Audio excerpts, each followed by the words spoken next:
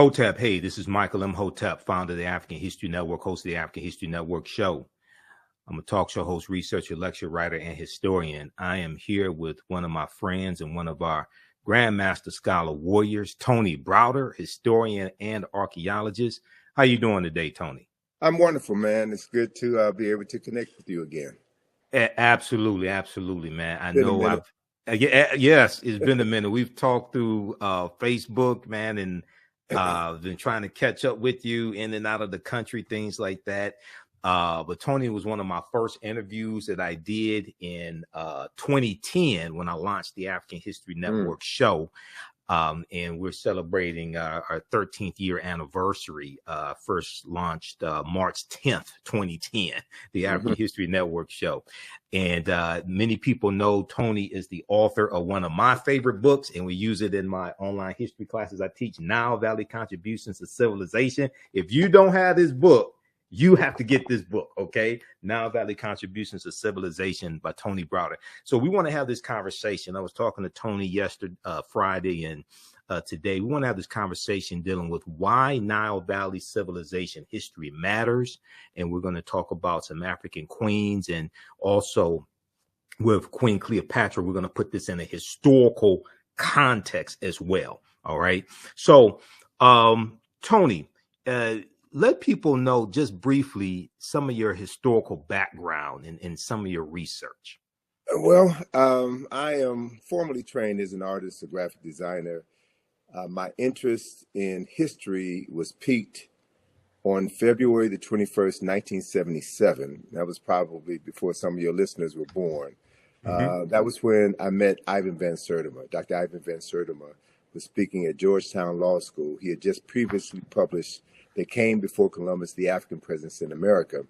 And it was during that lecture that Van Sertima documented the pre-Columbian presence of Africans from the Nile Valley who had built ships, navigated the Nile River, Mediterranean Sea, and made numerous journeys to the Americas, principally in Mexico, where they brought their cargo of knowledge, astronomy, architecture, engineering, and agriculture, and influenced, helped to jumpstart civilization in the Americas, and that they were known to these ancient people as the Olmecs. And there were at least 20 large heads of these stone-carved heads of these Africans that were placed on ceremonial temples and mounds throughout Mexico. And what really blew my mind was when Van Sertima said that these Africans who had come to Mexico from the Nile Valley were from Egypt, and they were black. They were from Kush, and they were black. And this was the first time in my life I had ever heard anyone say this, because everything that I had read, everything that I had seen in television, everything that I had learned in every school that I had attended, even though they were predominantly black schools, taught just the reverse. So my mind was blown upon hearing Dr. Van Sertima's lecture, and that prompted me to begin to revisit everything that I had learned. And then I discovered what I referred to as forbidden knowledge. Information, historical information, which has been intentionally withheld from certain populations in order to influence how they see themselves, how they see the world, and how they interact with others. So it was my interest in learning this forbidden history that prompted my travels to Egypt, that prompted my my writing, my interest in studying this information. And another major turning point in my life was in September of 1984, when Ivan Van Sertima, along with Charles French and Asa Hilliard, sponsored the Nile Valley Conference at Morehouse College. And that 4-day event cemented to me the power of knowledge. And the interesting thing about this gathering was that it featured not just African scholars and African American scholars, but European scholars who also understood that the historical knowledge of the past had been fragmented and had been erroneously presented as historical truths. So beginning to become aware of the fact that whoever controls your knowledge of the past controls your conception of yourself in the present has really framed everything that I've done. So the work that I've done, the writings that I've done, the study tours that I've done are all designed to introduce people to historical information that it may not have been a part of their formal educational process, but information that is critical to their ability to determine who they are and how they can move into the world and through the world and better interact with others. Okay, excellent, excellent. Now, in just a point of note, because people are asking, so today is Sunday, April 23rd, 2023. We are live right now. So people are asking that. And you set the tone for this conversation, Tony, because I got to ask you a question about the Olmecs as well. Okay. Because you just mentioned the Olmecs, right? And I teach about this in my class. And in Dr. David Imhotep's book, The First Americans Were Africans, Documented Evidence, he talks about the Olmec, Mandinka, Egyptian or ancient Kemetic connection. Okay. I want to have you explain that in just a minute. And then also, okay, CS, thanks for your support. If you want to support the African History Network, visit our website, theafricanhistorynetwork.com, theafricanhistorynetwork.com. Also, you all can support us through Cash App, $ the AHN Show through Cash App, and PayPal, paypal.me/the AHN Show. And when you do it through YouTube, they take a third of it, just so people know, because they're trying to support through YouTube. Okay. Also, give your website, Tony, and let people know how they can support your work. And then I'm going to have you answer that question about the Olmecs. Sure. Well, our website for IKG is www.ikg-info.com, ikg-info.com. That organization turned 41 years old this past February. So we've been doing this for a minute. Yes. And it's a process that is near and dear to my heart, because it's all about raising awareness and, as a consequence, raising consciousness. So with regards to the Olmec, I was blessed, brother, to have traveled to Mexico twice with Van Sertima, and to see these Olmec heads.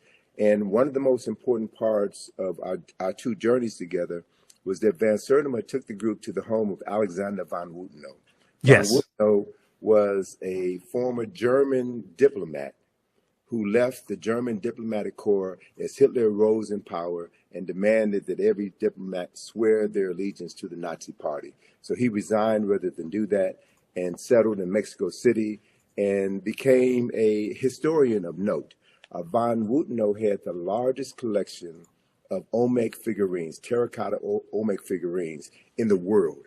And he literally took us through his house, took us through his museum, and showed us these pieces and explained who the Olmecs were. Now, what's significant, to put this in historical context, that we've got these heads, and Van Sertima was not the first scholar to write about the pre-Columbian African presence in America. Leo Weiner was one of the first scholars, and even Von Wutenow himself has written extensively on this subject matter.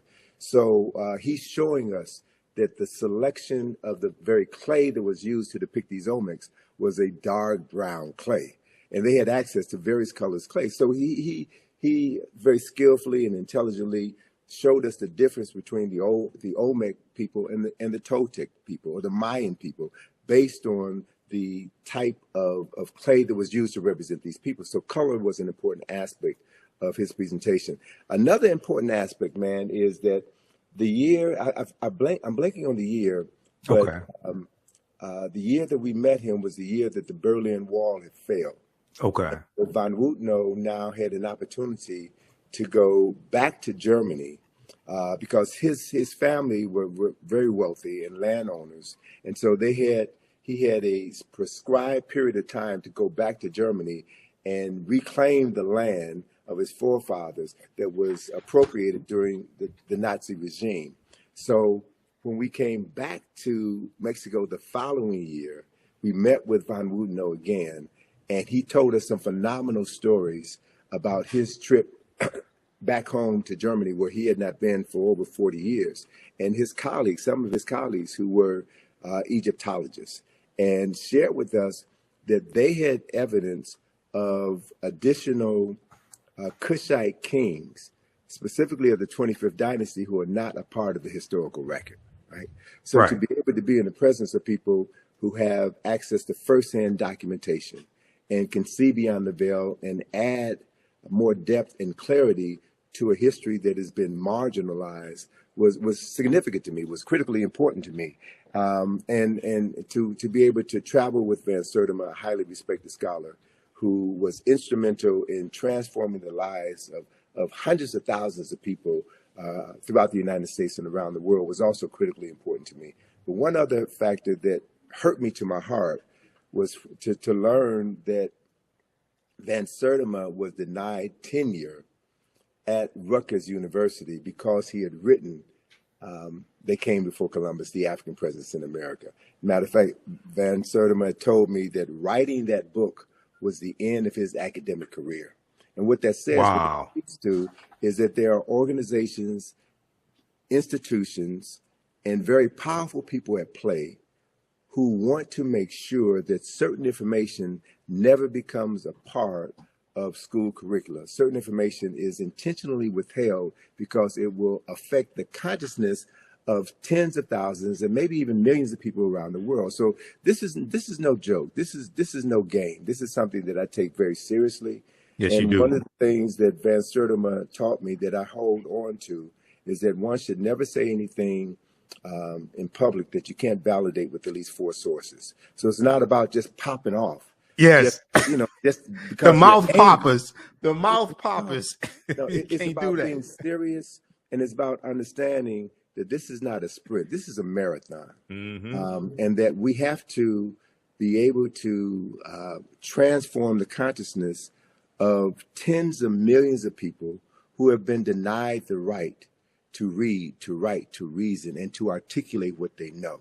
Right. So it's about participating in an ancestral tradition that we are bound to be heartfully engaged in for the benefit of all the people who never had the opportunity to do what we're doing right now. So I take this very seriously, and I don't believe in getting caught in the fray. I'm looking at the long game. This is a marathon, not a sprint. And it's about shaping the world that our children's children are going to inhabit. I also want to share with you, if you don't mind, man. Go ahead. We talked briefly about this concept of agnotology. Yes. Agnotology. And there's a book by that name that was published several years ago. And the definition of agnotology will sound familiar to some of your listeners who are familiar with what you do.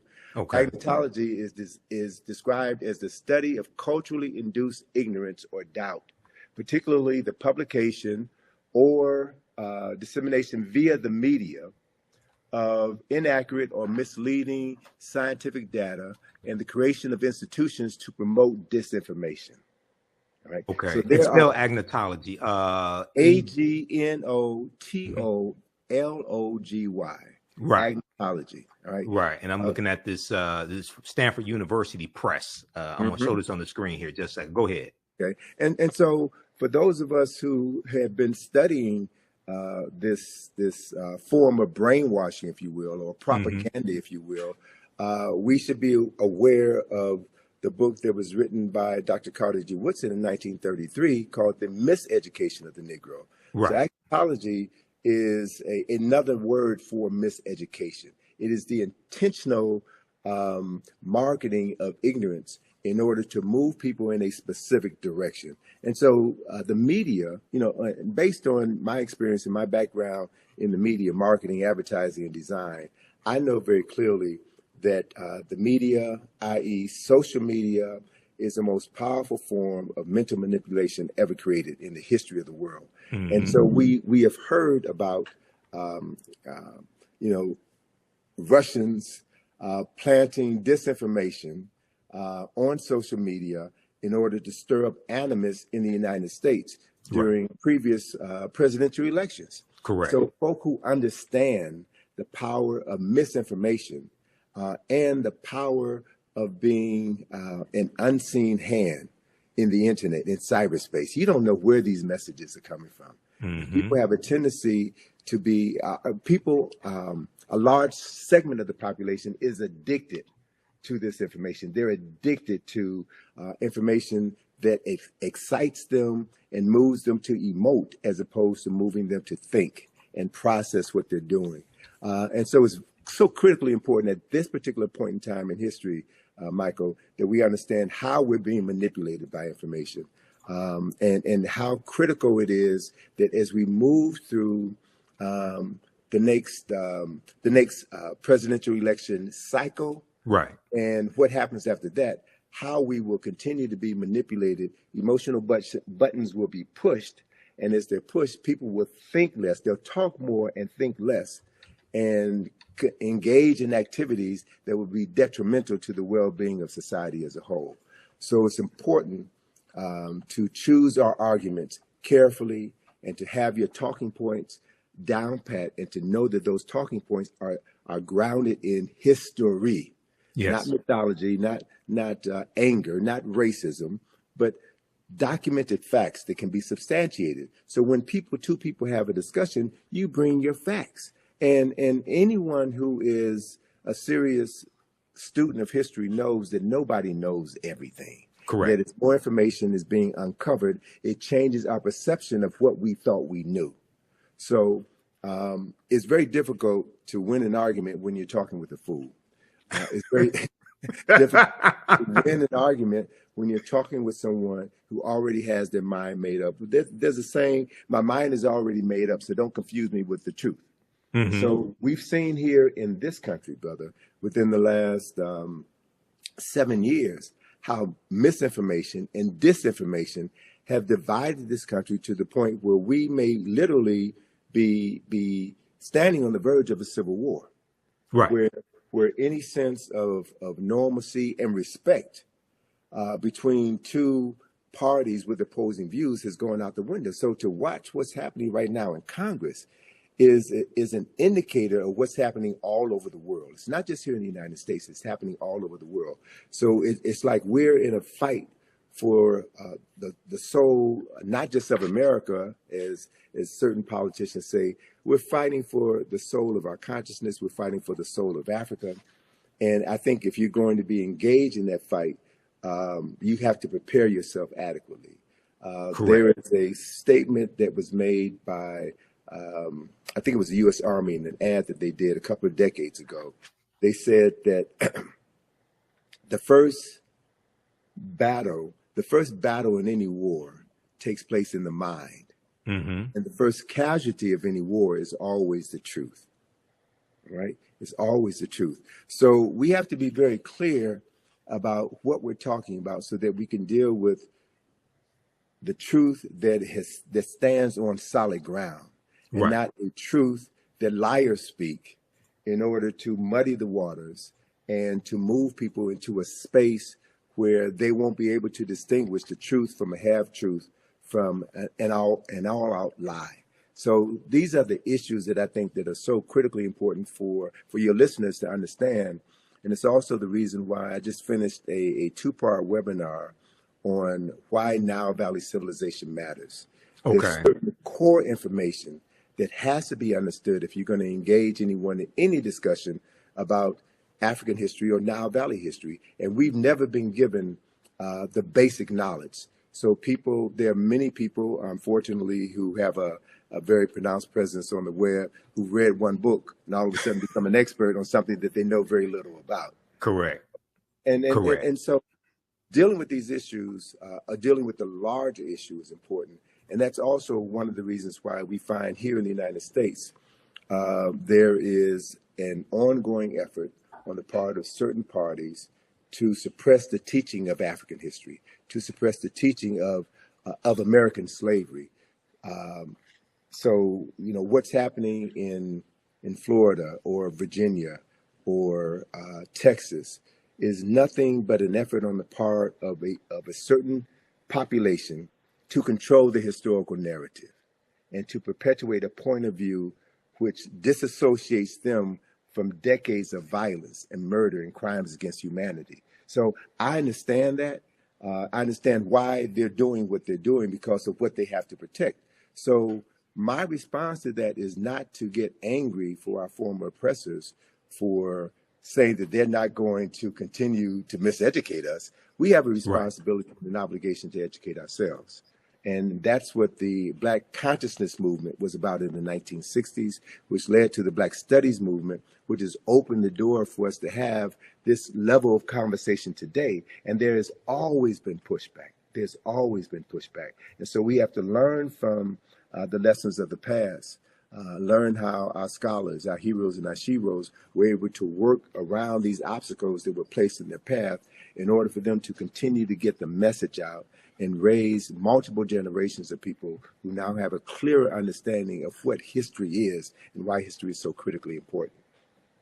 Absolutely. And, you talked about dealing with facts. And I have a saying, those that have been following me on the African History Network show, if we disagree, let's disagree based upon the facts and the evidence, not the fact that you don't want to deal with the evidence. Okay. Mm-hmm. Number one.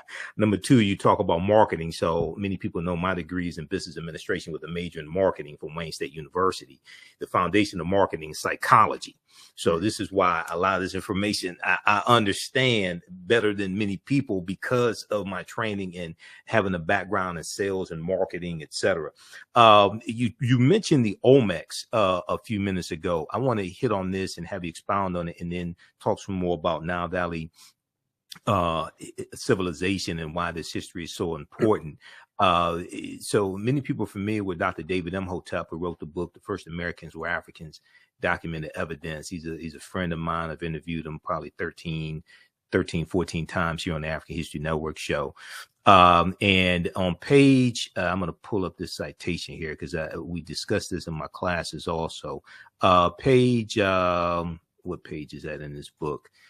He deals with the Olmec. He talks about the Olmec connection and what you just hit on. I want you to expound on this because when we start talking about the African presence dealing with the Olmecs, we get a lot of pushback or people saying, "Oh, you're lying," things of this nature. Okay, so he deals with let's pull this up here.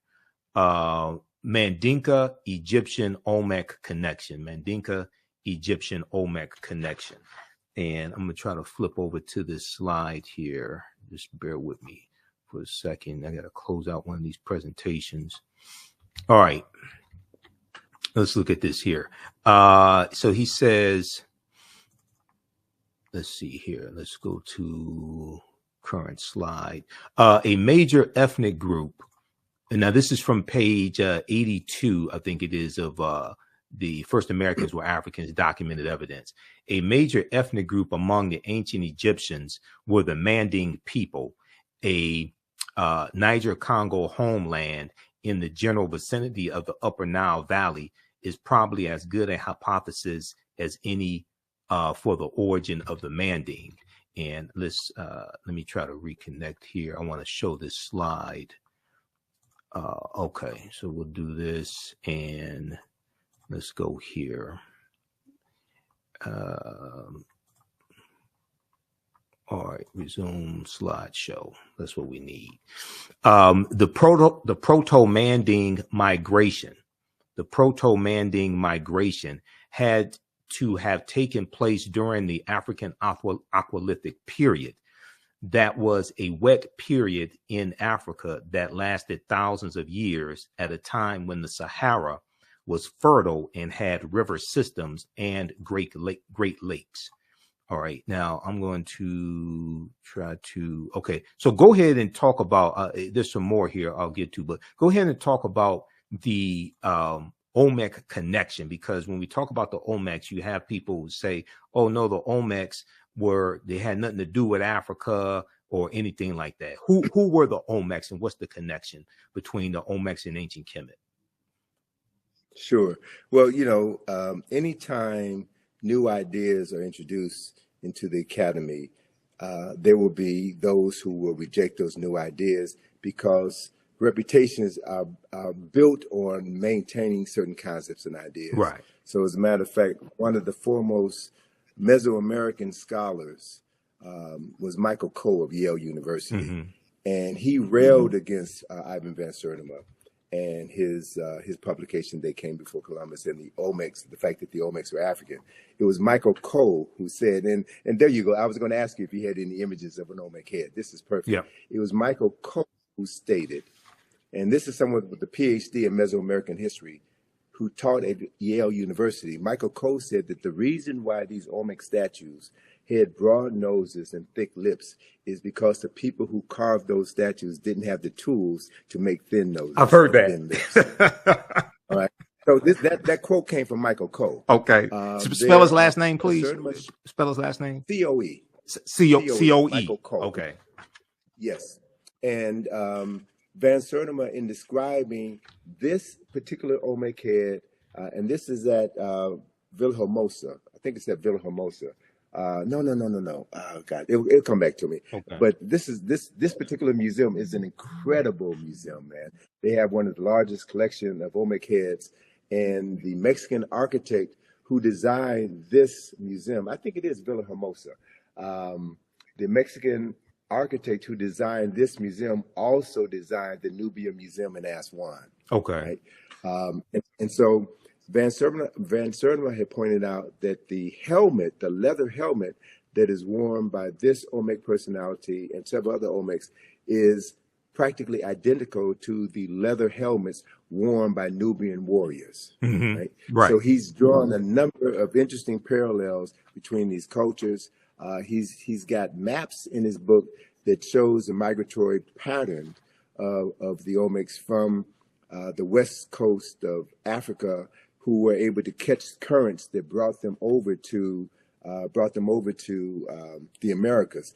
And one of the other points that Van Sertima brought out in many of his lectures that people want to dismiss or not discuss at all is the fact that these Africans who made multiple journeys, also brought back to the Nile Valley certain products. And one of the products that they brought back was cocoa leaves. The coca leaves, the plants from the plant that is used to make cocaine. Right. And very few people talk about the fact that when a examination of the mummy of Ramesses II, one of the most significant kings in Nile Valley history, when a examination was done on the contents of his stomach, they found coca leaves in his stomach, mm-hmm. right? And they only existed at that time. They only existed in the so-called New World.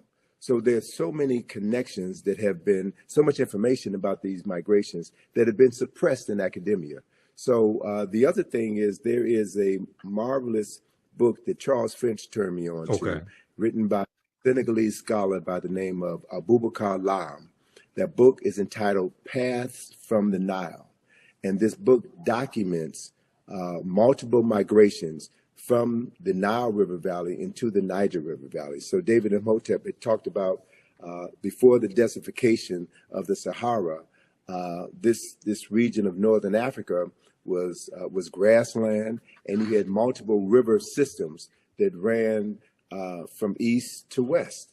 And so if we begin to explore this intercontinental migration of African people from the east to the west, from the Nile Valley to the Niger River Valley, we'll begin to find that there's tons and tons of history that is waiting to be rewritten, the artifacts that are waiting to be unearthed that will add to the story of African people and the migration of African people. And the only way that story could be told intelligently is if more people of African ancestry get interested in the subject matter and do the primary research. Right.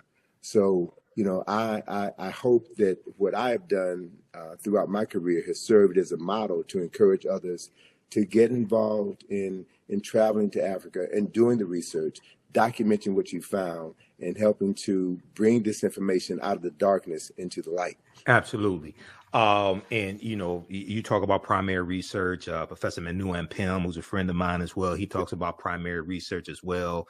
Dr. Leonard Jeffries, Professor James Small, those are two of my teachers, Professor Kabahaya Wata Kamene, Dr. David Imhotep, They talk about the need for primary research. Okay, so this section here, this is from page 82 of The First Americans Were Africans, Documented Evidence. And as I said, Dr. David Imhotep deals with the Mandinka Egyptian Olmec connection, or the Manding. He said the Nile flowed west across the Sahara and emptied into the Atlantic Ocean during very ancient times. This would have enabled East Africans direct access to the Atlantic Ocean. The longer route would be to sail to the Nile River north to the Mediterranean Sea and then head west to the Atlantic Ocean. When the Manding reached Central America and began mixing with the local population, they were labeled Olmecs. Okay, when the Manding or Mandinka reached the Central reached Central America and began mixing with the local population, they were labeled Olmecs. The Olmecs were supposedly a mixture of the Manding or Mandinka and American Indians, or people who we would term, Native Americans, or however you want to phrase that. Do not forget that the Manding made up the base of the Olmecs. So the Egyptians, or the ancient Kemetic people, the Kemet II, the ancient Kemites, the Manding and the base of the Olmecs are related to each other. So just briefly talk about that, because there's so much, there's so many attempts when we talk about the Olmecs, and we're not saying that the Olmecs did not have any Native American ancestry or anything like this. We're not trying to take away somebody else's history. We're trying to correct history. Well, so a couple of things I want to add to that. One clarification I want to make is that the Nile Valley flows from south to north, but within the lower Nile Valley, you had other river systems that flowed from east to west. So I just want to clarify one thing. So it wasn't the Nile Valley that flowed from east to west. It flows from south to north. The tributaries that flowed off of the Nile, or fed into the Nile. So what that implies, a couple of things. Those of us who have studied Nile Valley civilization, the Nile River is the longest river in the world, 4,120 miles approximately. It begins in the highlands to the south. There are two primary sources for the Nile River: Lake Nyanza in Uganda, now known as Lake Victoria, because when Europeans discover Africans, they rename things that Africans had. But that's the source of the White Nile. And then you have the Blue Nile, which comes out of Lake Tana. The Blue Nile is the primary source for 90% of the water that flows from Khartoum north into the Mediterranean Sea through Kush and through Kemet. By the time the waters from the White Nile reach Khartoum, where the two rivers join together, 90% of the water from the White Nile has evaporated. So it's not only the water from Ethiopia, but the silt in the water from Ethiopia that made the Nile Valley, the lower Nile Valley, the most fertile land on earth. So Dr. John Henry Clark refers to the Nile Valley as the world's longest and oldest cultural highway. So we know the people, products, resources, in addition to the water, flow from south to north. So when you look at the development of Nile Valley civilization, you'll find that the primary science, the primary mythology, if you will, of Nile Valley civilization came out of the south, came out of the upper Nile Valley. And I'll share this with you, and then I'll go on to finish answering your question. So the primary mythology of Kemet and Kush is associated with Asar, Aset, and Heru, who we know better by their Greek names, Osiris, Isis, and Horus. They're the foundational mythology of Kemet. That story of Asar, Aset, and Heru that was instrumental in the founding of Kemet from the first dynasty on, that story originated in Ethiopia at least 4,000 to 6,000 years earlier, among the people known in southern Ethiopia as the Omero people. That same story is there. And as it flowed northward down the Nile, it modified over time, right? And became slightly interpreted, but that is a fundamental story. So you also had situations where as Africans migrated from south to the north, they also migrated from the east to the west. So there was this flow, this intergenerational transference of knowledge and technology over time and space from the east coast of Africa to the west coast of Africa. And much of that information is now really beginning to come out. And what it does, the coming of this information will shatter all of the myths about West Africa. And there are scholars now in Ghana, Senegal, Nigeria, Cameroon, and Mali, who are now talking about their ancestral migrations from the Nile River Valley into the Niger River Valley. So we're living in an age of incredible discoveries where new information is going to be coming forward. So as part of that migration of Africans from West Africa into the Americas, what we're talking about is the further transference of African knowledge and African technology. So those who have a vested interest in maintaining the concept of African people as having made no contribution to culture and civilization, they have to suppress this information. Right. So the Michael Coles of the world have to stand up. And so what we have to do is we reassemble the fragmented pieces of African history. We have to be able to look at exactly what you said, the Olmecs.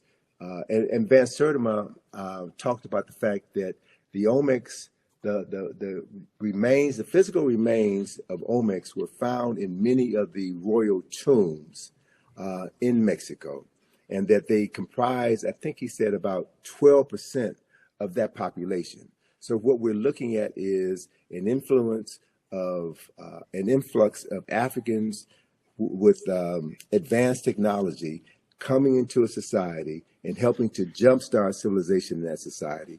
And you also had other people coming from other areas into that same society as well. So as Van Wooteno and others have pointed out, there are other people from other parts of the world who made contributions to the culture that was established by the Olmecs. So as we now look back on approximately over 2,000 years of world history, we're trying to sift through all of this to get to the real story, right? And so the main point is we don't have to say that Africans invented everything in America, that Africans were the indigenous population in America. We don't have all of the evidence at this point in time to stand firmly on the truth to say that, but we can say beyond a shadow of a doubt, based on the archaeological and historical information that we already have at our fingertips, that Africans from the Nile Valley played a pivotal role in helping to jumpstart culture and civilization in the Americas 2,500 years before Christopher Columbus was born. That's a fact. Mm-hmm. And so again, I'm not about just talking smack just to be talking smack. We talk facts. We talk facts based on the documented evidence that we have, and we also understand that not everybody is willing to accept the truth. Right. And so we teach the truth. We teach what we know to those who are ready to receive it. And we have to assume responsibility for doing that and not leave it to our former oppressor to teach our children, our most precious resource, teach our children information that will transform their consciousness. And with that transformation of consciousness, with them seeing themselves as people with a long documented history, as people with lives that matter, they will do what every culturally conscious person does, and that is tap into their ancestral memory. Right. See, that's really what all of this is mm-hmm. about, because when we look at the greater arc of human history, we have to acknowledge a fundamental fact that no people on this planet have been as marginalized as people of African ancestry have been on the continent and in the Americas. And part of that marginalization is about the usurpation of the historical memory of those people. And after the end of this process of enslavement, you still have to continue the enslavement of the mind, right? Correct. So whoever controls a person's thinking controls everything that they're able to do in their lifetime and everything that they're able to pass on to the lifetimes that will come after them. So it's a battle for the mind. It's always been a battle for the mind. And so knowing your history, going to sources, and being courageous enough to say, I don't know it all, but I'm learning. As Neely Fuller says, I'm still learning. And as we learn, we get more information, and that information buttresses what we already know, or it provides a new kernel of truth that allows us to explore another field of study that expands what we thought we knew. Right. So this is the journey, and this to me is what this process is all about, man. And it's exciting. Yes. It's exciting to be engaged in this process. And it's also important to know that the closer you get to the truth, the more your enemies will try to suppress you. Yes. Right? That's when you know. That's when you know you're going in the right direction.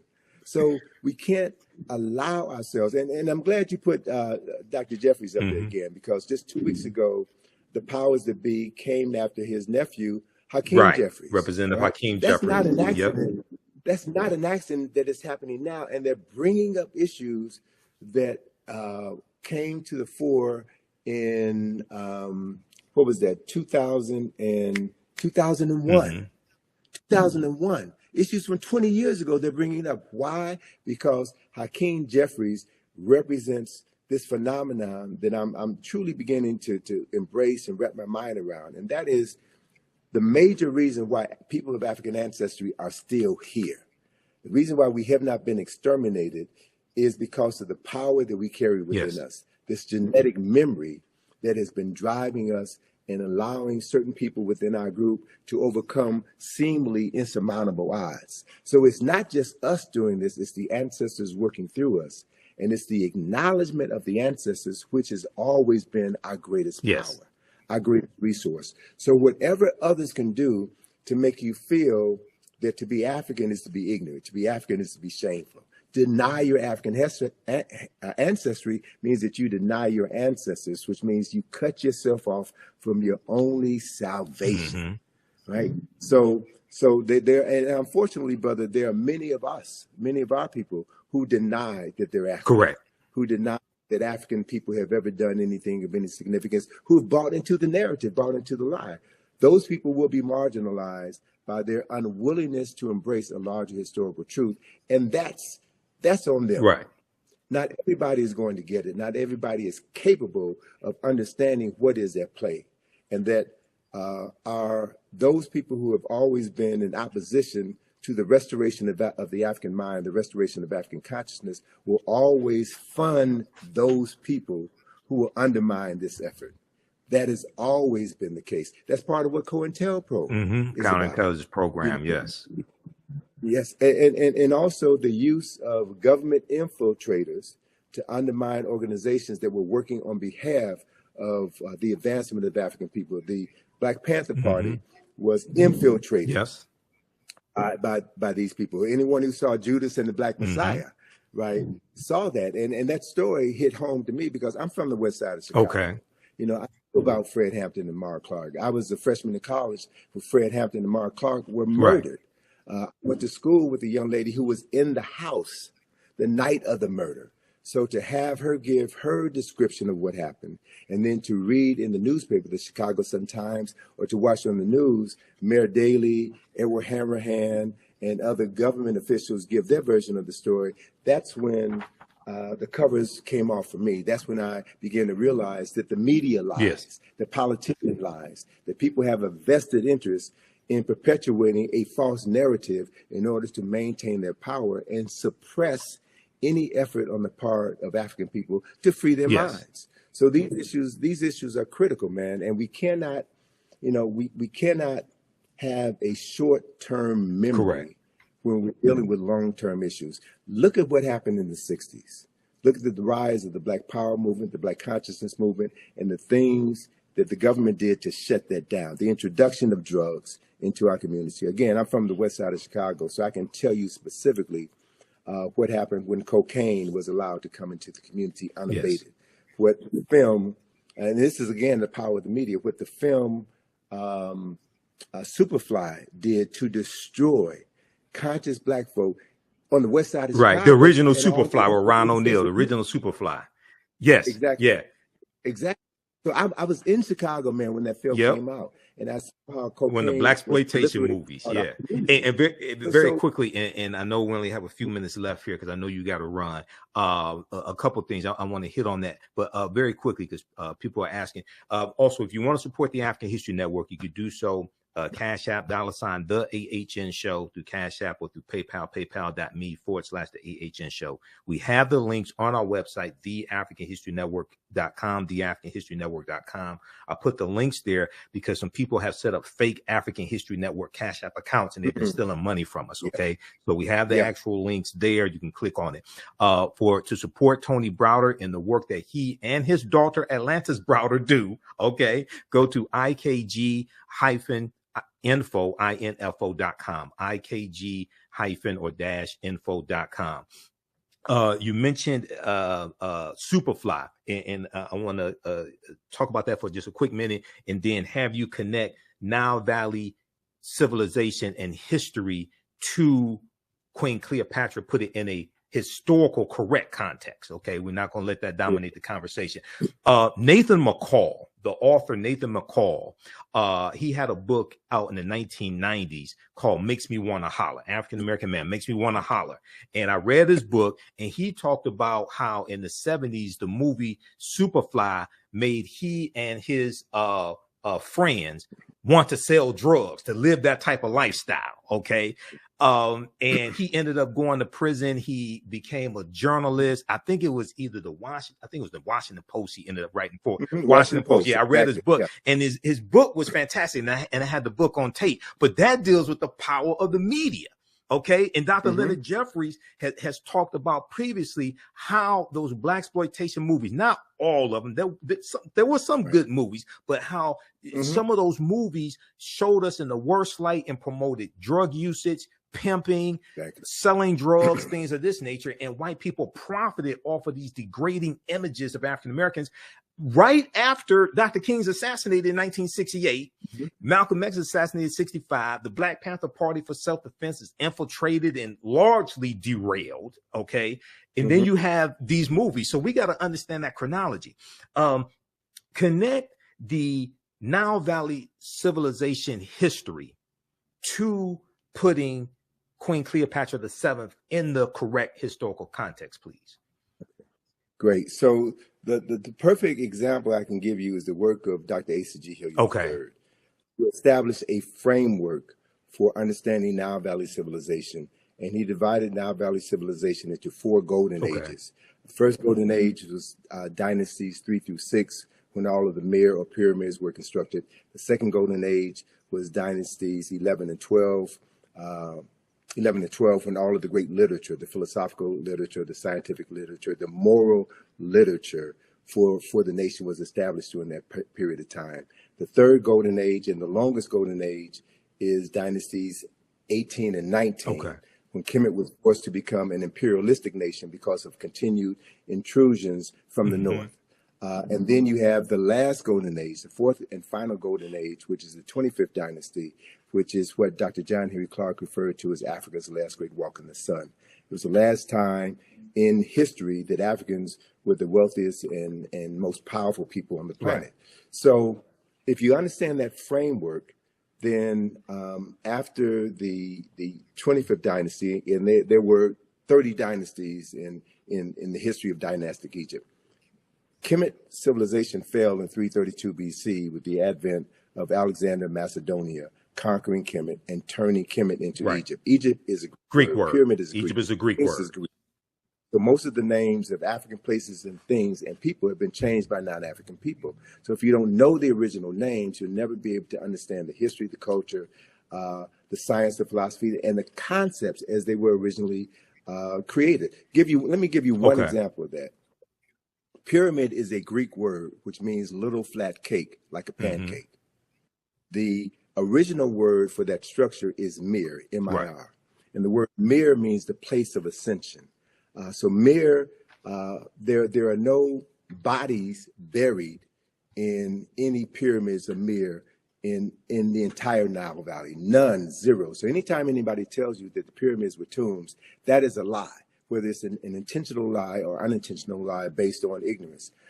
Mir were always built over tombs. The tombs were underground. So the word mir means the place of ascension, the place of ascension. And the purpose of a mir was to facilitate the ascension of the soul buried underneath it into heaven, where that soul would be reborn. And they were very specific about where in heaven a soul would go to be reborn. So the first text which documented this journey of the soul into the afterlife was carved in the burial chamber of a tomb known as the Pyramid of Unas, right? So it's in his burial chamber where you find the oldest written religious documents in the world. were inscribed on the walls of this particular tomb that talks about the soul, that talks about the process for the salvation of the soul, that talks about the judgment of the soul, and the place where souls go to be reborn. So the framework for Western religions can be found in the Nile Valley. So it's important to reclaim the names. It's important to understand chronology and history. So in that context, Alexander Macedonia conquered Kemet in 332 BC, and the word Egypt derived from the name Ha-Ka-Ptah, which is the temple of the spirit of Ptah in the city of Mennefer, which was later renamed Memphis by the Greeks. And so that word Ha-Ka-Ptah became Aegyptus, which was Latinized and became Egypt. That's how that word devolved. Not evolved, it devolved because it lost its essence through the evolution of the word. And so once Alexander conquered Kemet, and he became so enamored by the 3,000 years of historical knowledge that he had inherited by virtue of conquest. And so he no longer referred to himself as Alexander, son of Philip of Macedonia. He called himself Alexander, son of Ammon, son of Amen, the unseen presence of God Almighty, which is a upper Nile Valley concept, right? And so the Greek rulers then descended from Alexander's line. And Cleopatra is the last of these Greek rulers. So Cleopatra, for all intents and purposes, Cleopatra was not African. She was not Kemetic in the literal sense of the word. And so my thing is, don't get caught up in Cleopatra. There are other personalities of more historical and cultural significance who we should be focusing our attention on. So I would bypass Cleopatra discussion and focus on Queen T, who was one of the baddest queens in human history. She was one of the most powerful rulers on earth. She was the wife of Amenhotep III, and their statue in the Egyptian Museum in Cairo is the largest statue in that building. And anyone who looks upon that statue could see the nationality or the race, if you will, of who these two African people were. And it's very clear that we understand the chronology. Queen T was the wife of Amenhotep III. The son was Amenhotep IV, who changed his name to Akhenaten. And Akhenaten's son was the person that we call King Tut. So if you understand the history, understand the chronology, you can focus your attention on subject matters that are more worthy of discussion than Cleopatra. Not to dismiss her summarily, but Cleopatra is about as significant as Meghan Markle.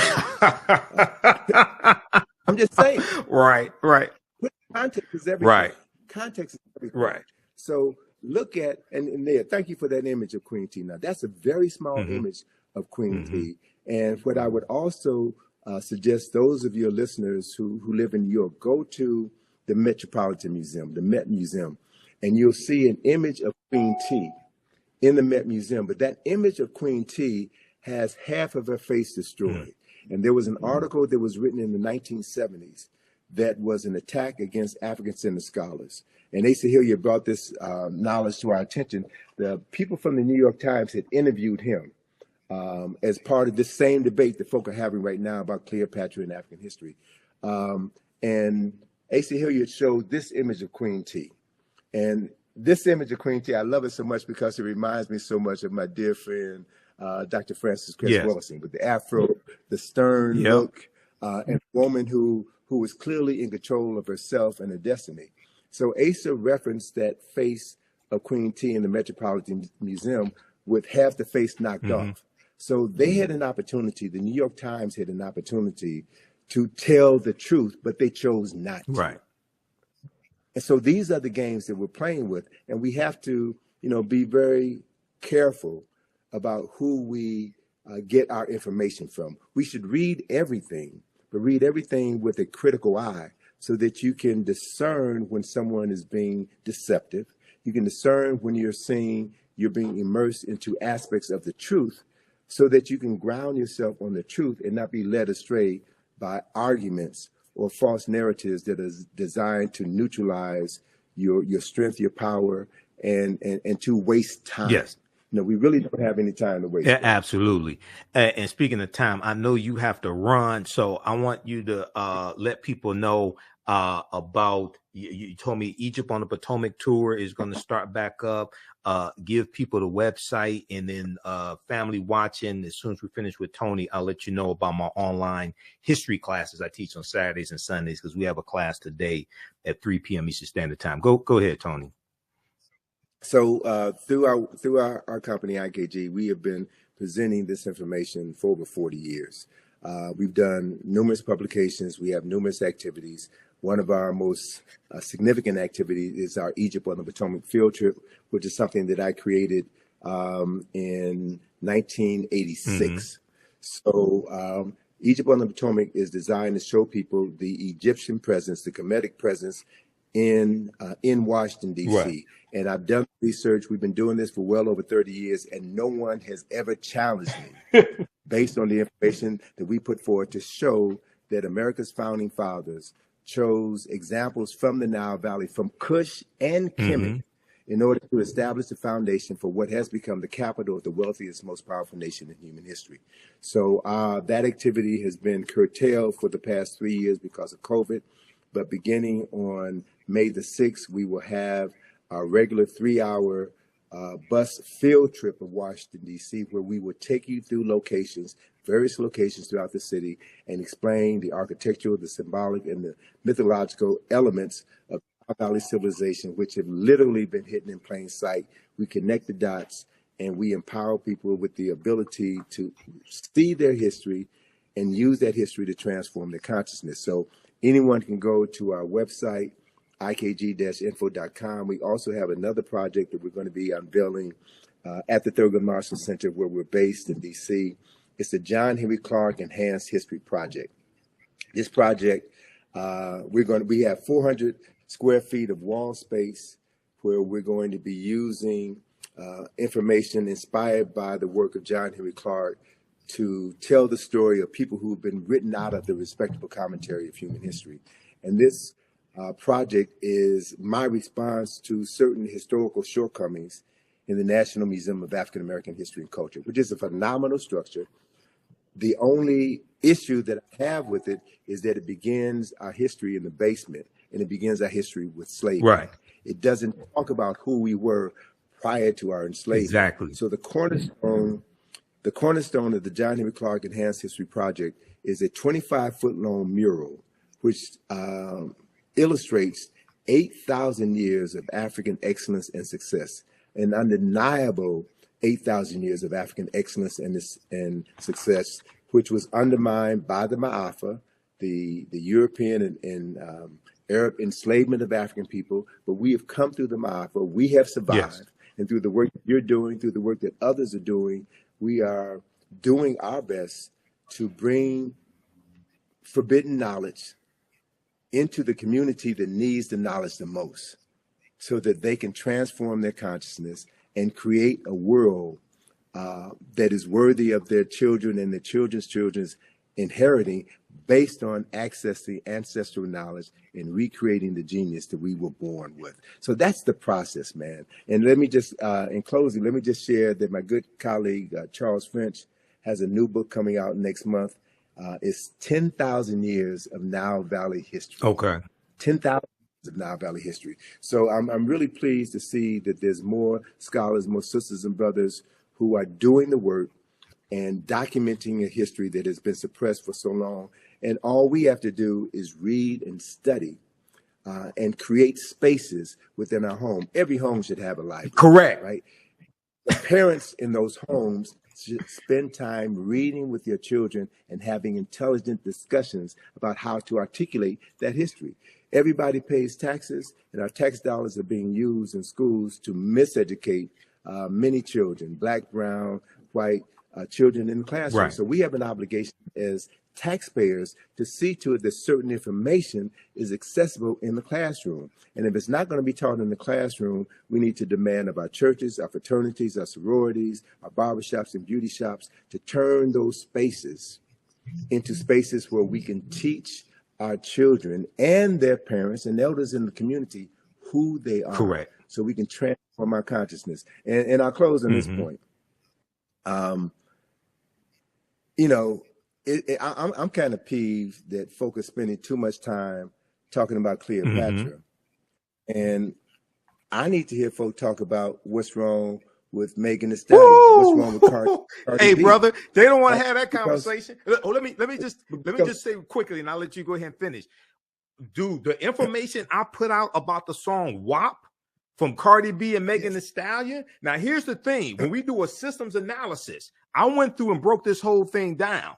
And I said they would never have a top white female artist put out sexually explicit lyrics like that, because they understand that whatever's disseminated becomes imitated, and they have too much respect for white women. But here's the thing. The majority of my criticism of WAP and the whole thing in the video wasn't towards Cardi B and Megan Thee Stallion, even though I would say they get 10%. The majority of the criticism I had was for Atlantic Records, a white corporation, financing this. Because they would not do that for a white woman. And the baseline says there's some whores in this house and repeats that phrase about 79 times. And in the video, all the women are of African descent except Kylie Jenner. And you have white people to put together an online petition to have Kylie Jenner digitally removed from the video because you only protect what you respect. And they saw that white woman as somebody who needed to be saved. You Negroes, you can keep doing that. You can be the whores in this house. This white woman, you too good for that. Go ahead, brother. All right. So I mean, but and that's a valid point, and it speaks to exactly the point that I want to make. People who love themselves and love their women and love their children do not allow their image to be exactly. The other important issue is I travel around the world, brother.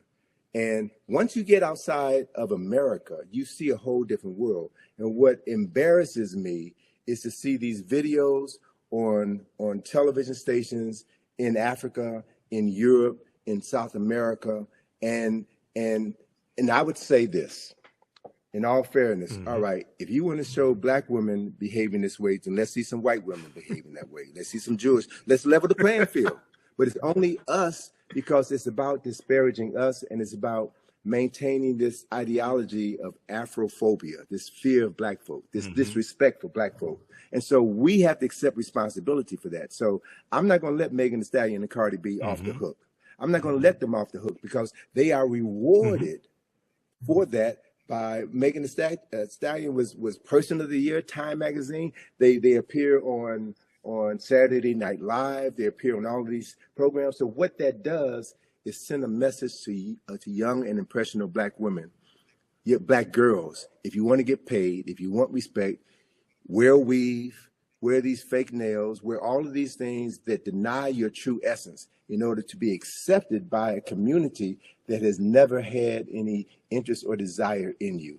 And so these are conversations that need to be had. Many of these conversations, I think, should be had behind closed doors and not on the internet, because you never know who's listening. We need to have private conversations, and we need to talk about how we can advance the culture and present favorable images of us, because the media, as I stated at the beginning of this conversation, the media is the most powerful form of mental manipulation ever created. And we're getting played. We're getting played. So, I always encourage people to take responsibility for yourself, to think before you speak, and to think about the long-term implications of everything you do. So emotion is all right, but emotion needs to be balanced with intelligence. It needs to be balanced with the ability to articulate what you think and to associate with people who are doing the same thing. The reality is, what I've learned over my 71 years of life here on planet Earth is that this information is not for everybody. You're not going to get everybody. It ain't about everybody. It's about moving and working with those people who are willing to learn, willing to commit themselves to something greater than their own individual and selfish interests. It's about building for future generations. So that process is happening, brothers. I'm encountering more younger sisters and brothers. When I say younger, I mean folk in their 20s, 30s, and 40s who are finally getting it, who are thirsty, who want this information. These are the people that we need to be focusing on. We need to help frame the historical understanding of topics so that they don't get sidetracked by these games, by these traps that are set up just to waste their time. Right. But stay focused like a laser, do the work, love yourself, right? And demonstrate that love and how you interact with other people who look like you, and build something tangible together that is going to outlive you, something tangible that can be passed on to future generations. And if you can do that, man, if you can do that throughout your lifetime, then we can say that the day will come when our ancestors will return and have bodies to use that will allow them to create heaven on earth once again. Yes. It doesn't make sense to me, and I keep saying I'm going to close on this. But Hey, take your time, man. I know you got something to do after this, but take your time. I'm not rushing you. Okay. It doesn't make sense for me personally to talk about your ancestors were kings and queens if you're acting like fools and Exactly. jerks, right? Yep. And the other reality is that less than 0.1% of any nation's rulers were kings and queens. The vast majority of people were ministers and prime ministers, were scholars, were researchers, were scientists, were astronomers, were physicians, were healers, were masons, were architects and engineers. They are the people who made the nation. Right. The king or queen was just a figurehead. Right. So I want to redirect the conversation. I want to redirect the focus on something that is practical. It's just like saying, you want to be president of the United States. Anybody with any sense knows the president of the United States does not run the United States, right? And so it's the people who comprise this country who make this country what it is. And we know, people of African ancestry should understand very clearly that it was our ancestors and their free labor that helped to make this country the wealthiest and most powerful nation in human history. So we have an obligation as descendants of enslaved people who survived the Ma'afa. We have an obligation and a responsibility to use the resources that we have access here in this country to educate ourselves, right? Because what we know shapes the consciousness of African people all around the world. We talked earlier about the Black consciousness movement in the 1960s. And the powers that be saw how the Black Power movement influenced Steve Biko in South Africa. Right. And he replicated a similar movement. It was happening in other parts of Africa as well. So the colonizers had to shut that down. And you shut that down by introducing films that divert our attention and have us praising drug dealers and ungodly behavior. And that then becomes the framework with which we see our future. So if we use this technology properly, we have the opportunity to access millions of minds in a matter of minutes and introduce a new narrative. That's what this opposition is all about. Yes. Shutting down the conversation, shutting down the power. So don't give your power away. You are the most important commodity that you'll ever possess. Free your mind. Model how free people, free men and women are supposed to speak, communicate, and move through the planet. Work with other people of like minds so that you can build something that will last for eternity. And as we do that, we will make our ancestors proud. And we then will be the vehicles through which they would do their best work. Why? Because they did it in the past, and we have the capacity to replicate it right now. That's what this whole journey is all about. Absolutely. And up on the screen, I have the famous quote by Bantu Stephen Biko: "The most potent weapon in the hands of the oppressor is the mind of the oppressed." So we have to take our minds back. This is what Dr. Carter G. Woodson was telling us in his work, not just in the Miseducation of the Negro in 1933, but the work he did with Association for the Study of African American Life and History, ASALH, which he co-founded September 9th, 1915. So, all right, excellent. We got to bring you back, Tony. I know you got to run. We have to bring you back.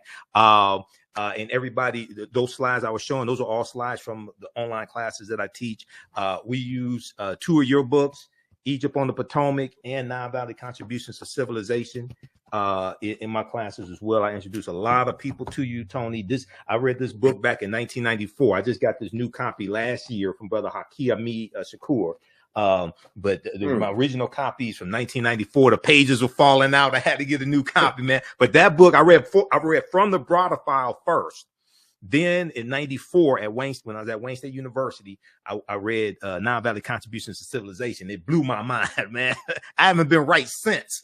Okay. It corrected my mind. Right. You have been It right corrected since. my mind, man, but it blew me away, brother. So you got to write. This is volume 1, man. You got to write volume 2. You got about 20 volumes in you, Brother. man. But you got to write volume 2, brother. Well, brother, that's one of the reasons why I need to use the time that I have left to redirect my energies. I've got a ton of information Yes. that I need to get out. Yes. And so I'm going to be focusing on doing more writing and continuing to push my daughter out, because what I have established is a legacy that she's going to continue. So, last December, I had some health challenges, and I was unable to travel to Egypt, take my group to Egypt. So my daughter stepped up and did it. Oh, that's good. So to Shout out know to Atlantis. that we're preparing the next generation, man, is really what this thing is all about. Because we're not going to live forever, and we can't do everything ourselves. So we should be training cadres of young people, man, to know who they are and to live that knowledge in everything that they do. That then is how we change the world. So, it's a pleasure to be on the program. We got to have you back soon, brother. Yep. And I'm wearing the Black Friday shirt because we're in the documentary series from Rick Mathers, director Rick Mathers, Black Friday, What Legacy Will You Leave? Okay. All right, Tony, everybody visit ikg-info.com. Support Tony Browder, support his daughter, Atlantis Browder, and also support the African History Network. All right, Tony, you have a good day, brother. Hotep. All right, peace. Take care, man. Appreciate it. Peace to you. All right, everybody. So that was one of our esteemed scholars, one of my friends for years, Tony Browder. He was one of my first interviews that I did in 2010 when I launched the African History Network show. Hotep, everybody. This is Michael Imhotep, founder of the African History Network, host of the African History Network show. It is Saturday, June 1st, 2024. And we are live, and I wanted to come on for a few minutes and invite you to join me at our online school for our multi-week online history course that I teach called Ancient Kemet, the Moors, and the Ma'afa, Understanding the Transatlantic Slave Trade, what they didn't teach you in school. We have another class session that we have starting today in a few minutes. And we deal with thousands of years of history and what leads up to the transatlantic slave trade taking place. I do a PowerPoint presentation. We have book references, articles, video clips, and we deal with thousands of years of history. And we look at chronologically what leads to the transatlantic slave trade taking place and what's the impact of it. Okay, there are 15 different books that we reference, 200 slides, over 200 slides that I put together. Some of the things we look at are the impact of Juneteenth and how a lot of Americans don't understand Juneteenth and the significance of it, but also the fact that slavery didn't end on June 19th, 1865. And I've done extensive presentations on that. I'll be speaking at some Juneteenth presentations here in the Detroit area. We talk about ancient Africa and who Imhotep was.